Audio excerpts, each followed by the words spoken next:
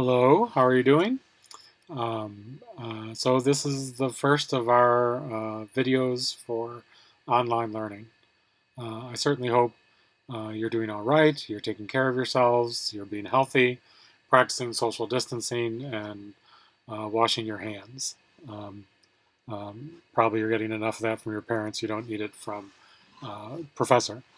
Um, but this is going to be a tough time, and there's so much going on. New situations for all of us. And I just do want to encourage you to, if you have questions, ask the questions. Other people will have them. And if you need something, if I can support you in some way, please let me know because uh, I would like to be able to help you through the end of this semester. All right, so we're starting our new content. We're trying to think about fractions. And like when we brought it up in class, people were hesitant and groaning, right? That's a sign that it just never made sense. And we really want math to be about making sense.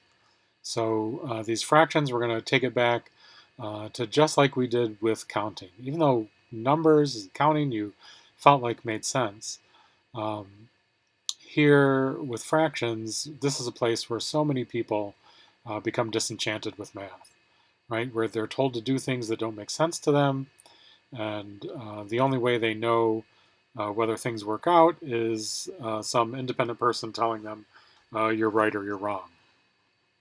And that's just not a good place to be. We present them as something entirely new, disconnected from what's come before, but that's not the case, right? So fractions are a natural part of math, and um, they build on the ideas that we've been talking about. It's not a new set of ideas. So when we started talking about number, right, we started with counting. We took collections of things and found out how many they were because numbers are about quantity. They describe how many, they describe how much. And that's why there's a need for fractions. We need fractions to be able to describe how much of things. So when we see a part of a whole, we use a fraction to describe it. So, for example, right, there's a cake, right, and together we ate how much of it? Well, we didn't even eat the whole cake. There's still some left, right? So together, if we divided it up into three parts, we ate one of those parts. So we ate 1/3. And if later we come back and have more, right, now we've eaten two out of the three parts. We have parts that are the same size, the same amount, and so we can count them. We ate one, two of those parts. These models, we're familiar with them through years of schooling, but they don't necessarily make sense to kids when we're starting, right? There's a lot of room for confusion here, right? Because we see kind of a one of this space, there's three, there's two. So is it 1/2? Is it one out of two? Is it one compared to two? Is it 1/3? Is it the 2/3? It's really hard to know, right? And we've gotten used to it a little bit from practice. But the model that really makes sense to kids a lot of times when they start thinking about fractions is a discrete model. So, like here we have a plate of cookies, and we can think about the cookies. Um, how many are there? Well, we could count them 1, 2, 3, 4, 5, 6, 7, 8, 9, 10, 11, 12. There's 12 cookies. So, but we could also think about it as one plate of cookies. That should sound familiar, right? We're switching from a quantity of them to regrouping them and talking about now the group as a whole. That's unitizing. Um, those ideas that we were doing in place value, they come up again now. So if I was to say that you could have four cookies, well, four cookies, that's one way to talk about how much you had. But how much of the plate, how much of the whole group is that? Well, we have to think it's 4 out of the 12, right? So that would be 4/12. We could ask how many of the cookies are these M&M cookies instead of the chocolate chip cookies. That would also be 4/12. Um, how many of what portion of the plate of cookies are chocolate chip cookies? That would be 8/12. So if we took our 4 cookies, we might notice that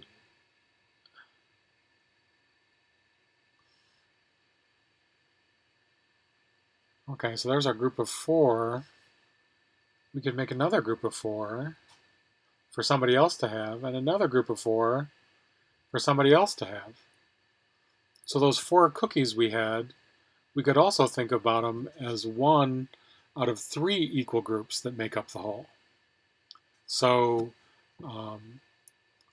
we're unitizing. We're changing our quantity that we're counting and referring to it in different ways.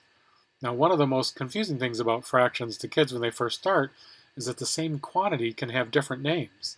We talked about this amount as 4 cookies. We talked about it as 4/12. We can even talk about it as 1/3. So these are numbers that have different names for the numbers built in. And that can be a confusing thing for kids. All right, so let's look at this picture. And again, we want to think about fractions to describe how much. So how much of this figure is yellow? Well, maybe it seems kind of obvious because the yellow hexagon, we could think about that the whole shape is made out of 3 of those hexagons. So how much is yellow? 1 out of the 3 parts. Now notice we don't have 3 yellows here, that we have 1 out of 3. We're saying that the yellow makes up 1/3 of the figure. So you can pause the video here or just think for a second. How much of the figure is red?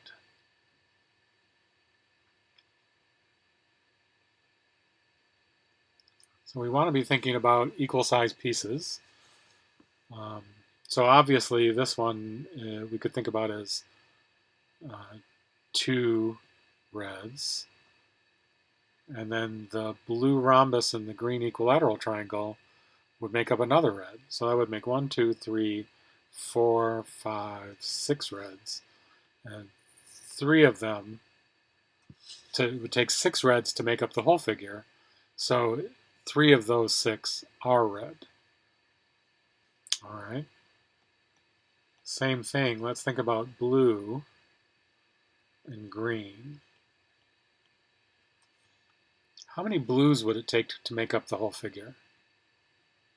It might be tough to think about because we don't have multiples of the blues, but it looks like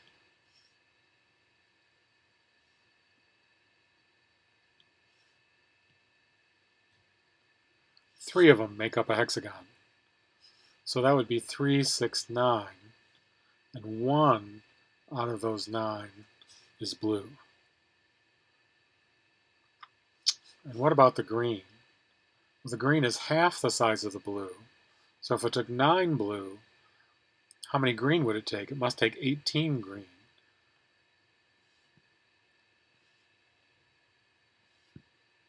We can double check, right? We could divide those rhombuses. So that would be 6, 12, 18 green. And only one of them. We have only one of those kind of 18 equal sized pieces is actually green. So we're using fractions to describe how much of the figure. We're used to, that's what numbers are doing. And you notice how many other things are coming into this, right? Thinking about decomposing them, thinking about how many equal parts, skip counting came into that. It builds on the ideas that we're doing. Okay, so this unitizing. The idea is that we care about the whole, right? There's really 2 ways we're using unit here. So when we talk about the whole, a lot of times people will say the unit. And what this is we want you to always think of what when you hear a fraction. somebody tells you you can have half. Half of what, right? Half of the pop, half of the day, half of whatever we're talking about, right? Half can be very different. The number somehow isn't complete until we say, what do we have half of? So with fractions, more than any point with numbers so far, we really care about um, what's the unit, what's the whole, what represents 1.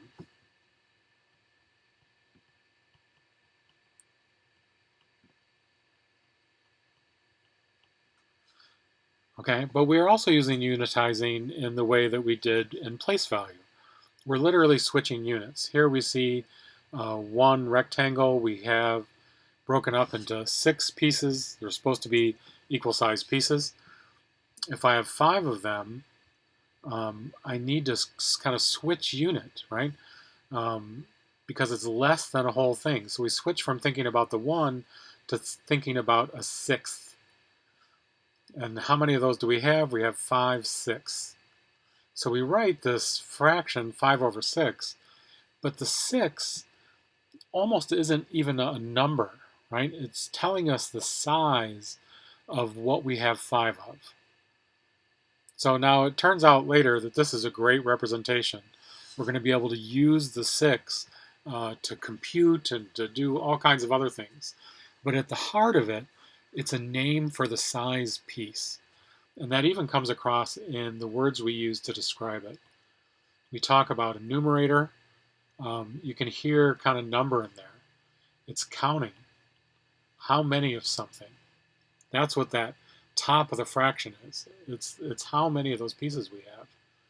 And the bottom, oops, the denominator, right? The root of this means name. Like a denomination of money or a denomination of a religion, the denomination somebody has within an organization, right? It means the name. So the numerator is how many of somethings we have. And that's where we go. Once we get this idea of equal sized pieces and we're going to switch units to thinking from wholes to parts, then we're going to think we want kids to be able to kind of count in fractions. Okay? But just a word of warning, these fraction names are hard to say. And that's actually some of the difficulty with kids is they don't even want to say the names of the fractions because they're hard to say. Fifths, there aren't many words like that in English. And then sixth is horrible. Tenths, those are just difficult words to say. So we have to, again, like with most things, and with math vocabulary, we work with approximation. It's all right how kids say it, and we can support them by speaking correctly ourselves. Okay, oops, I'm switching to the wrong spot. Okay, so let's practice just for a second thinking about it in terms of counting. So these are Cuisinart rods. You might not be familiar with them, right? Some people call them number rods. Cuisinart is from the first company that came up with them. So what they are is, if we think about this as kind of 1, they can represent different numbers. So we can see that this orange one is 1, 2, 3, 4, 5, 6, 7, 8, 9, 10. This green one is 1, 2, 3, 4, 5, 6. So here we've got a way to represent 16. They're just an excellent manipulative. So if I think about how much is one red piece, what does that represent? Well, it takes 8 of these red pieces to make up the whole. So this must be 1/8. And then we can count, right? So that's 1/8, 2/8, 3/8, 4/8, 5/8. It's getting harder to say. 6/8, 7/8, 8/8. And there's actually no reason we have to stop. Now we've got 9/8, 10/8, but we can see that that's more than the original whole. It's more than 1. So there's no reason for fractions to have to be less than 1. We can have once we know what size piece we're talking about, we can have any number of those. So we'll be trying to think about counting with fractions as well. All right. So these are just kind of the first ideas we've got to think about with fractions. We'll move on to thinking about how we can compare with them, and then thinking about operations with them. That's our first video. Please let me know what worked for you, what didn't work for you, and help me to make them better and better support for you. All right, thanks very much. Until next time, this is your socially distant teacher. Bye-bye.